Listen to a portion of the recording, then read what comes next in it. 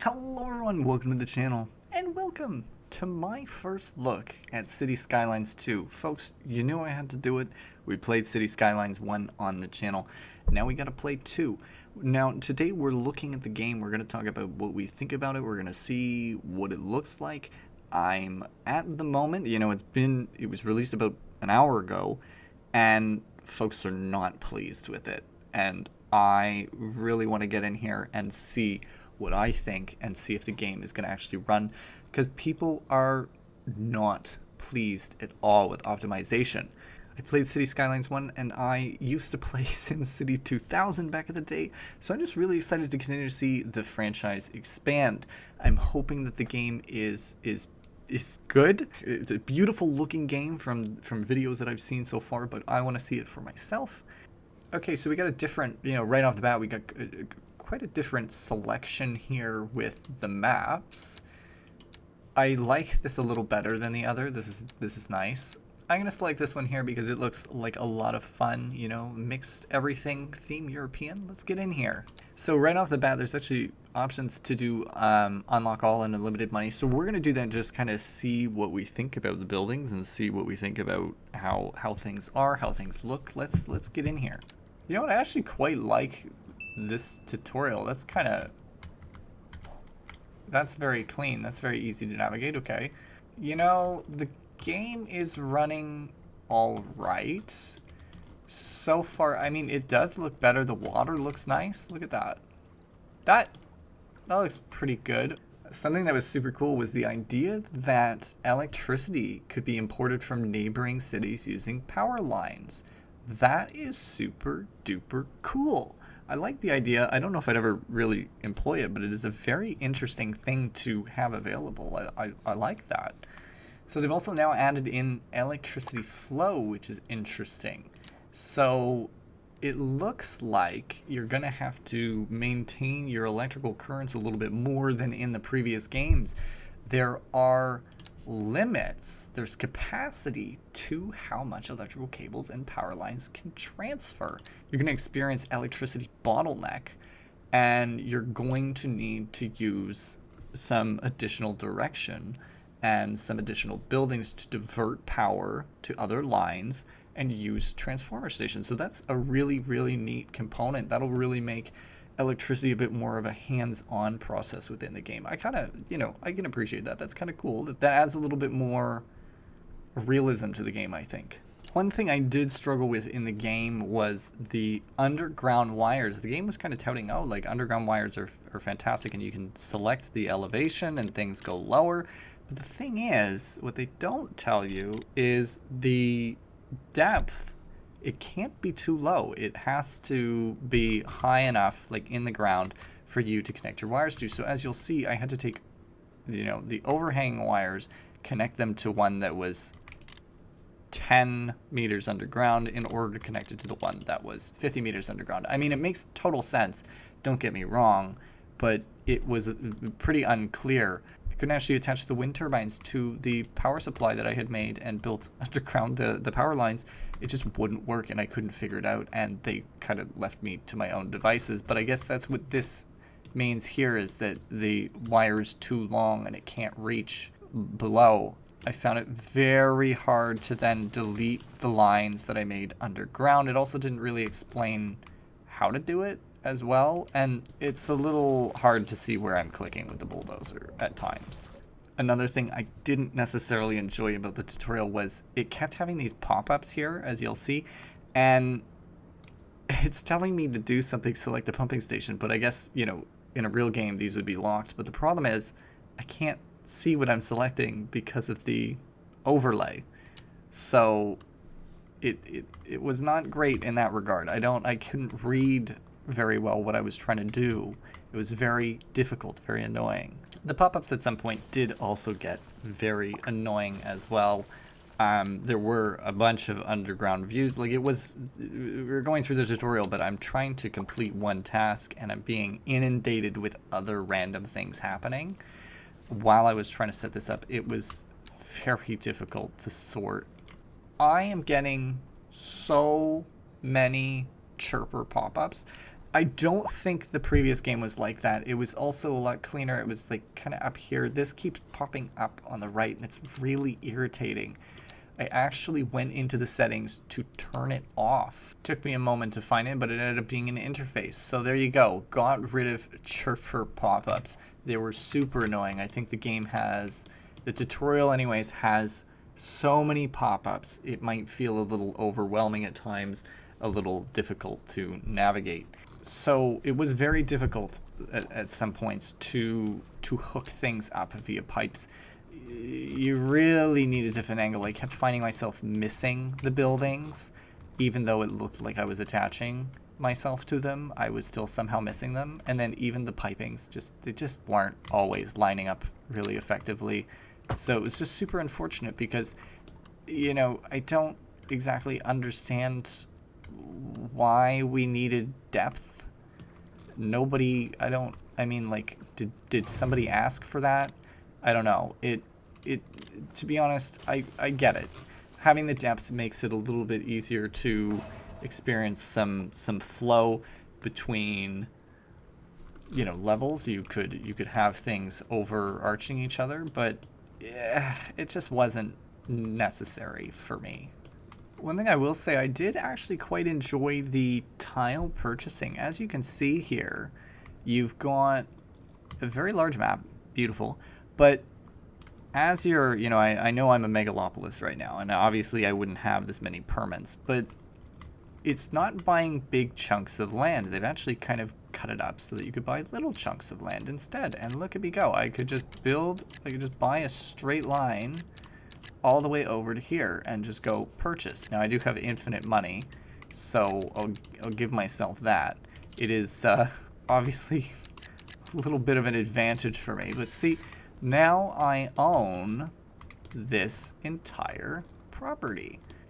It allows me to expand in a much more flexible manner. We're able to, you know, if we really wanted to go and purchase all these water tiles, we could do that if we wanted, but we don't have to. So instead, you know, instead of buying a big chunk that's mostly water, right? See, if I was to buy this chunk, I would get 6-ish useless tiles. I could just do this instead. So there's me purchasing 9 tiles. Instead of purchasing those, I now have this whole space to work with. I actually really, really, really liked that part. Super, super nice change. Great idea. I think it's a much more flexible way to build your city and be able to design it the way that you like and avoid tiles and areas that you don't want. It does offer a nice level of flexibility. You can also buy completely random tiles out in the middle of nowhere, which is entertaining. So if you really wanted, you could just build a little city-esque thing over here that nobody could get to. You could build things completely independently of one another if you really wanted. So for instance, if you wanted to build something over here near one of the entrances to the city, you could buy, you know, a relatively sizable plot of land, purchase it, and then just go to town building another little side city here if you really, really were inclined. Another view that I really enjoyed was the grid. The grid makes things quite easy if you're trying to build a city quick and easy and you want some, you know, you don't care too much. You are able to just do something like this and it builds the grid out for you very effectively. And there you go. None of that like weird issue with the tile zoning, you know, because I remember in City Skylines 1, sometimes you'd build them and the zoning would be all messed up, but this way you are good to go. Another thing that was interesting was the zoning. There was a difference between European and North American architecture, but at the end of the day, you know, I didn't necessarily feel like there was a massive difference between the two. So this is European, and this is North American. Now, obviously, yes, you can tell the difference, but the thing is, I don't know. There's a little bit of a difference, but there's not enough to really feel like there was a point in that. I don't know. I like the idea, but was it executed well? I'm not sure. As well, zooming in, you know, It's a nice area. It looks very nice. It looks great. Oh, there's a car. Like, you can even see the cars driving in to back up. And there are some of our first citizens that we can click on.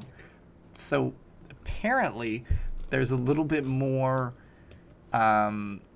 tracking you can do with people. So what is that? Follow the citizens. Oh, wow. So we can see kind of what they're up to. Following citizens. Interesting. There's a little, oh my gosh, I can stalk somebody's whole life. They're content. They're moving in. They were born very recently. But sir, you're a fully grown man. It's only been 5 years. That's a little, I don't know.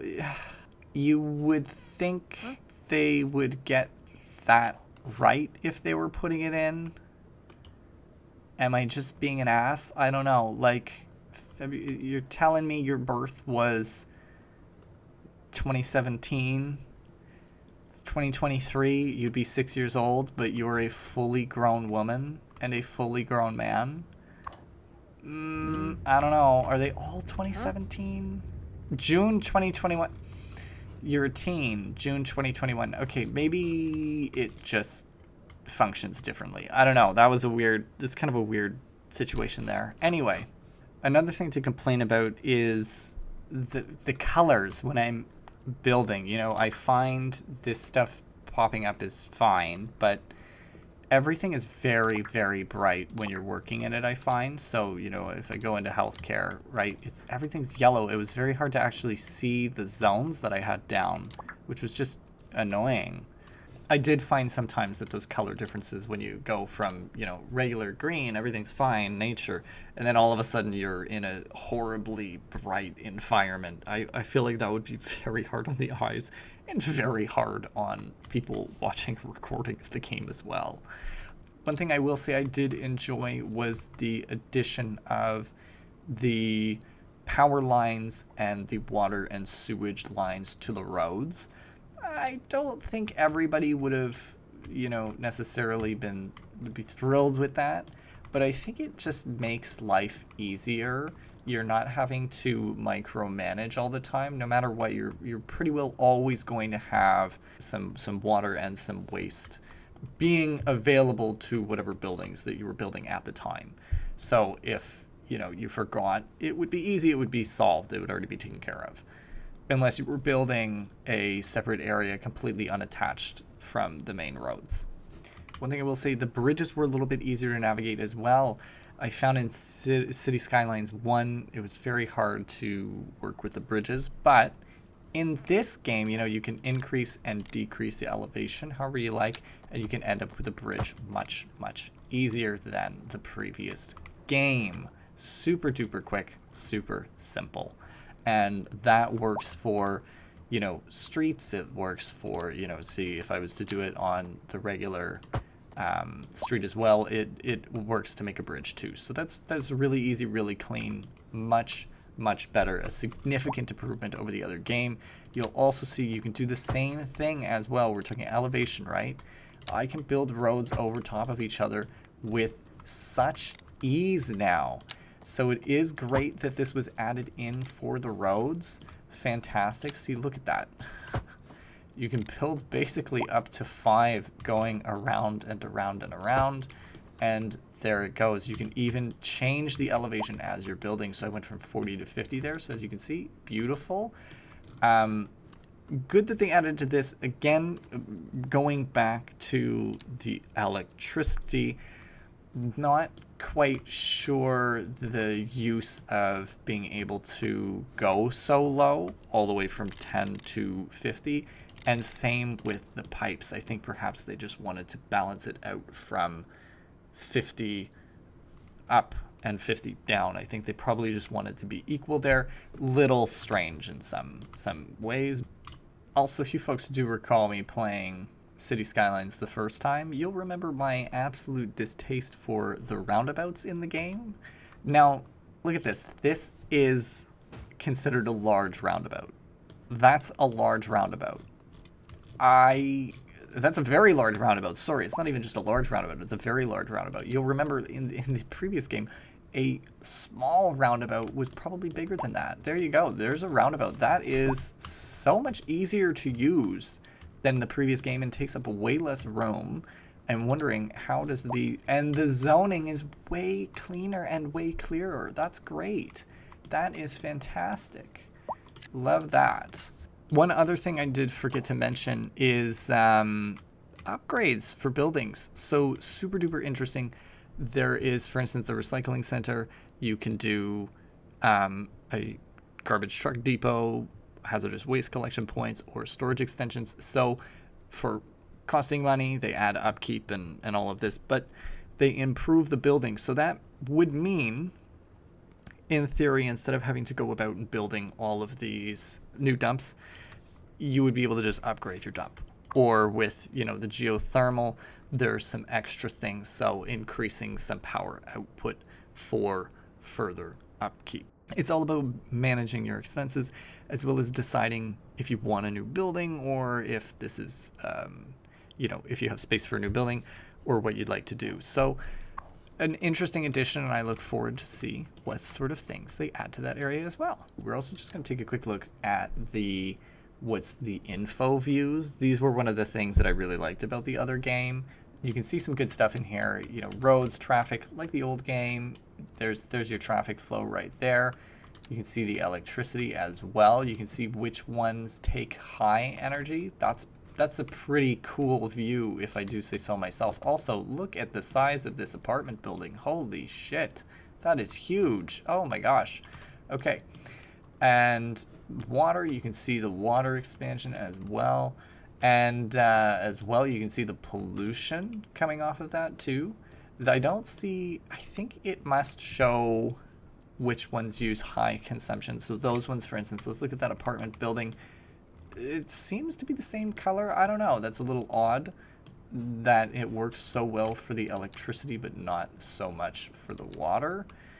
Now, talking about, healthcare, you've got all of those basic things in there, and it's super duper easy to see. Again, all of that stuff. Also, post office was added, so that's kind of a cool addition. I don't know if, there's a huge purpose, but it exists for anyone who wants to live out your mail empire dreams. Tourism is still there, outside connections, like all of this stuff is still here. One thing I actually really like, and I don't remember if this was in City Skylines 1, is the fact that you can select what is industrial, what is office space, and what is markets. I think this is really easy, makes it super duper quick to see where things are. So there's all of your residential. The only thing that I might complain about is the roads being there. Oh, and you can even, oh, okay, well, there you go. There's the fix to my complaint. All right, that's actually super cool. And ground pollution, you can also add that in as well. Okay, you know what? All right, that's a complaint that has been resolved super quickly. They had it fixed within 5 seconds. And then, you've got your building levels as well, very, very, very similar to the original City Skylines.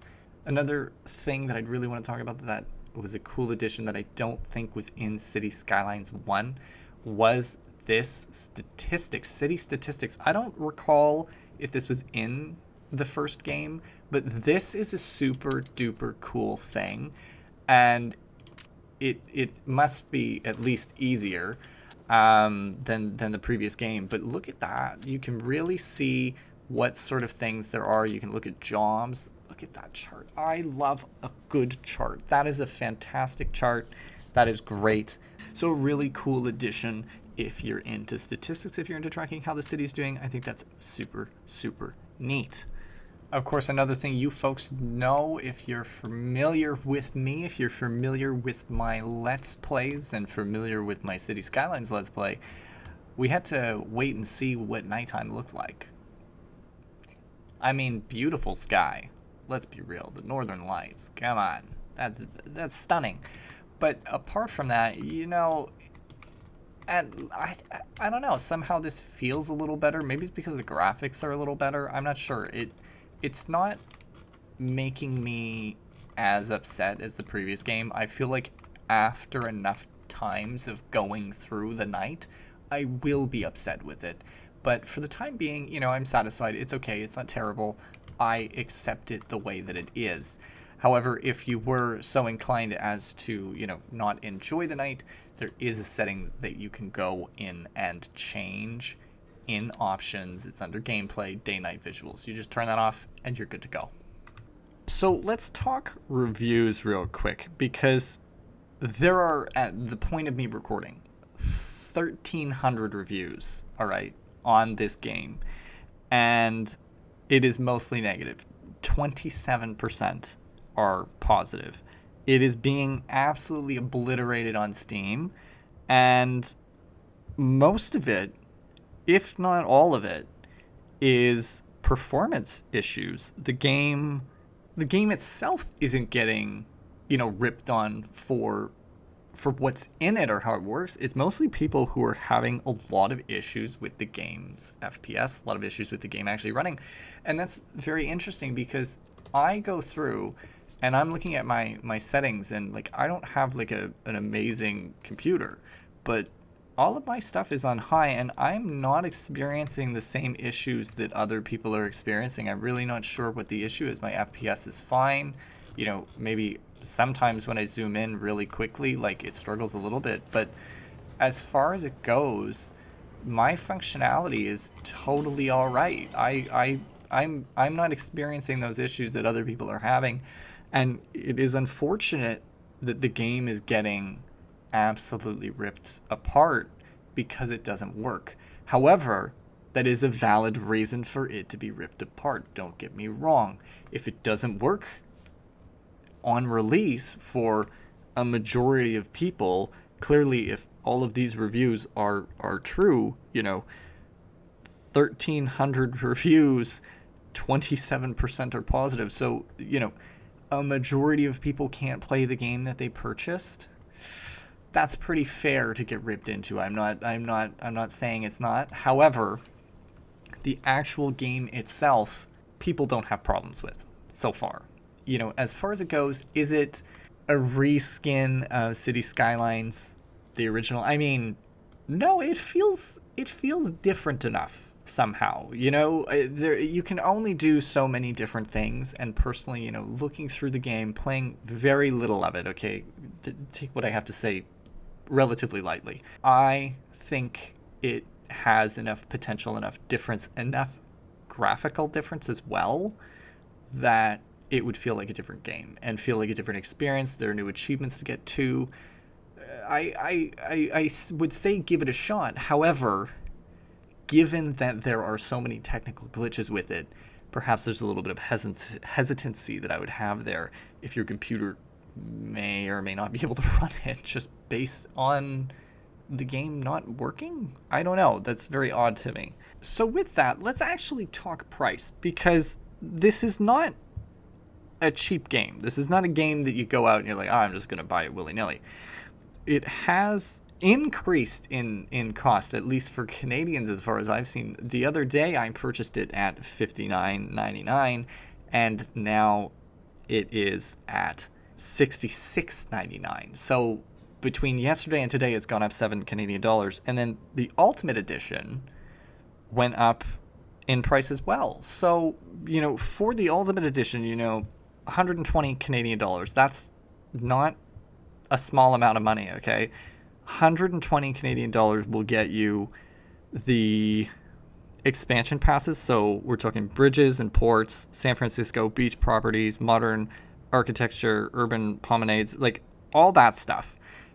But the strange thing about it as well is that you're pre-ordering these DLCs for all the way up to Q2 of 2024. Some of them are still being released in 2023 in, I guess, November or December, specifically beach properties and the deluxe relax station.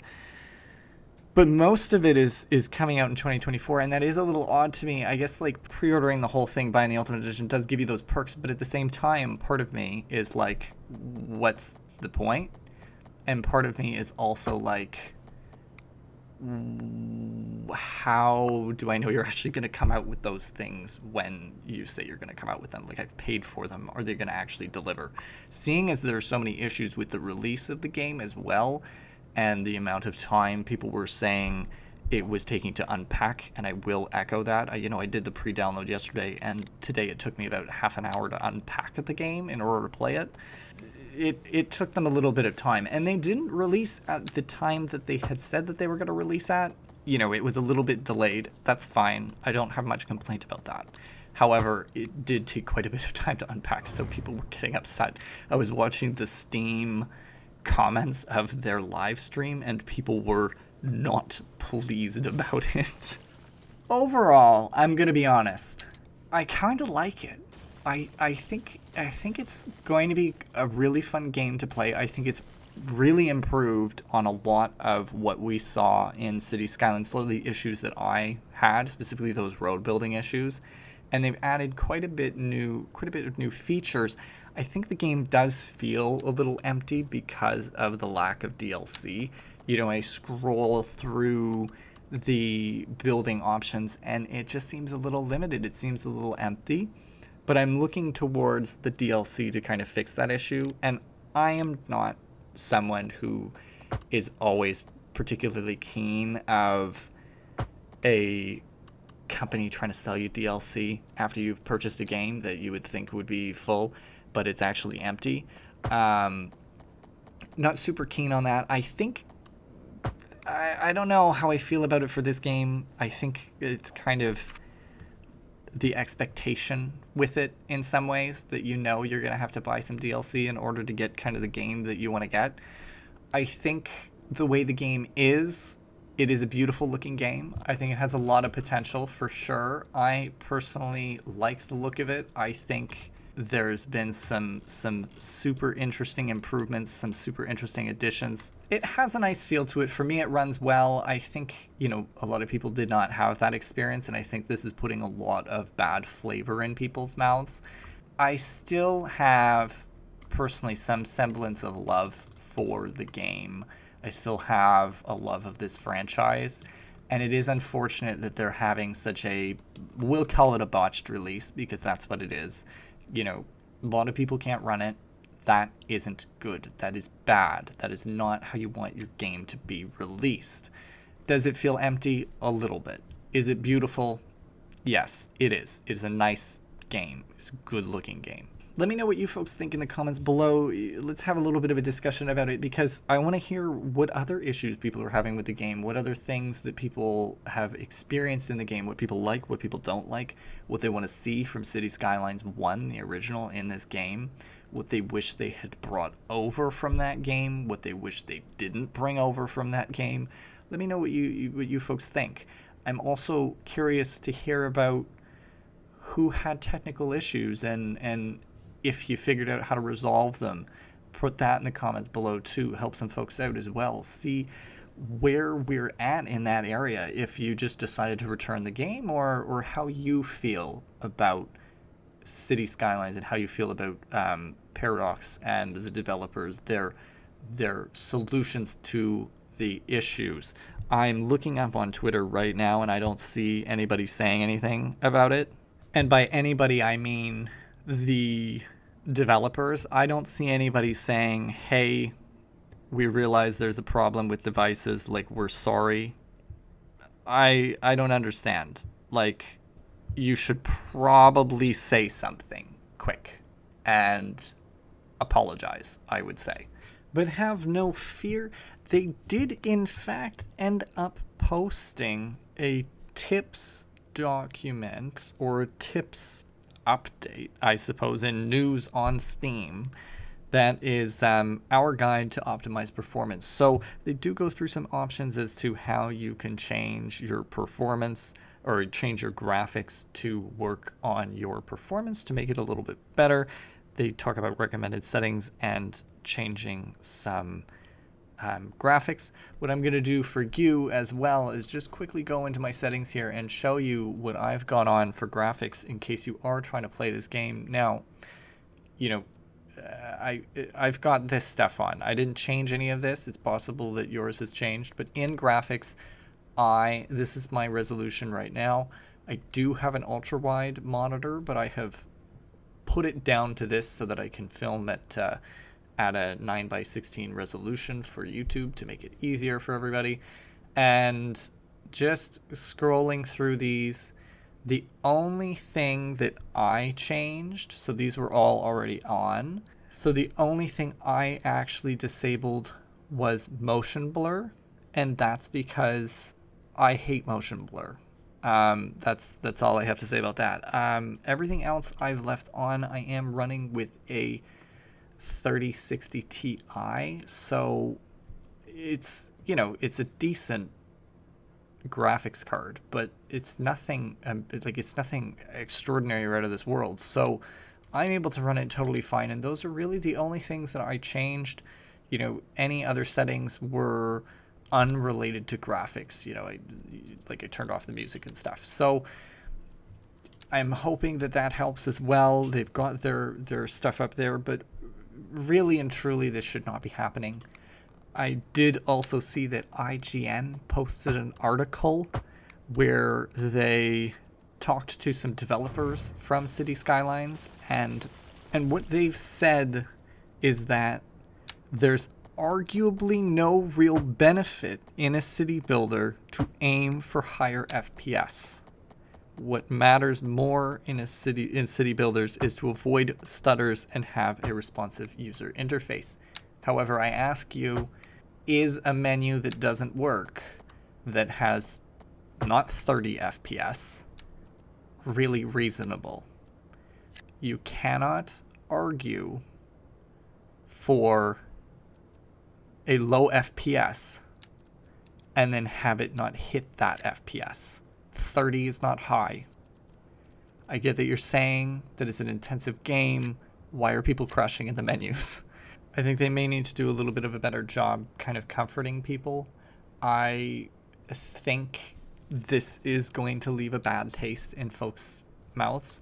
I think that, this isn't the last we're going to see about this issue, and we'll see if they can recover from the damage that this will have caused. Because I am quite sure that a bunch of those people who purchased that game returned it. Even though they released news on tips, that was not fast enough, I feel. I think that should have been done quicker. I can agree with some of the people there. You even, just click on that and look at the comments on that. That is, wow. People are still ripping them. People are still ripping them apart in there. And, wow. Yeah, my favorite, seemingly everyone's favorite, from Happy Panda is instructions unclear, uninstalled the game, and asked for a refund. So, a little bit awkward there. Good luck to you, Paradox, and good luck to you, Colossal Order. Unfortunately, I am not quite sure how you're going to recover from this. Please don't double down. Just apologize. And I do intend to do a Let's Play of the game as well. You'll see me actually go through and build a city from the start, and we'll see kind of how that functions as well together, and we won't be running with infinite money. So if you do keep your eye out for that, we're talking it's going to be October 29th, so Sundays. It's going to be back on the day that we had City Skylines as well, so we're going to do that.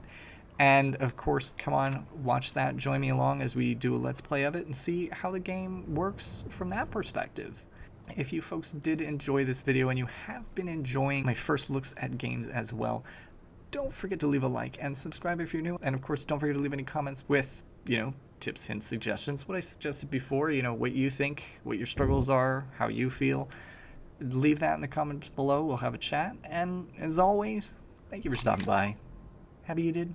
And I'll see you next time.